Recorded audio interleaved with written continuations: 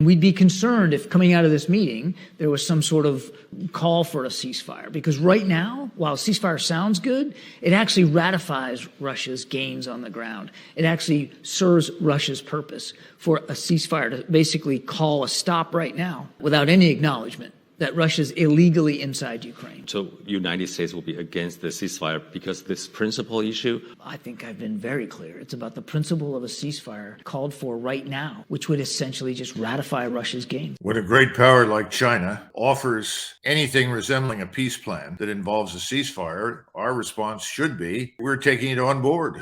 And we're going to examine it, and we will respond after we've had a chance to examine it thoroughly. That's what a good diplomat would say. We have taken a position that the only arbiter in this operation is us. In other words, we're the only ones that can accept or reject any peace plan or ceasefire for Ukraine, which is utterly nonsensical.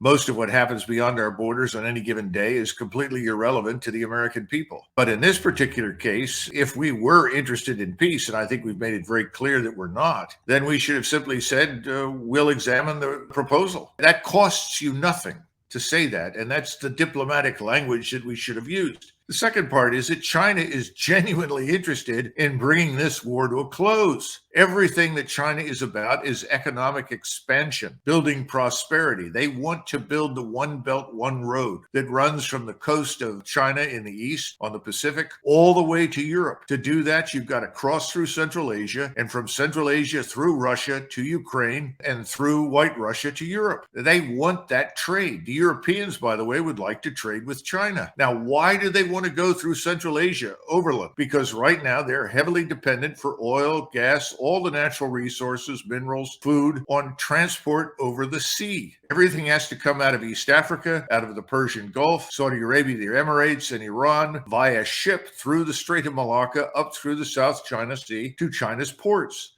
That means that they are vulnerable for thousands of miles to what? It's called the United States Navy.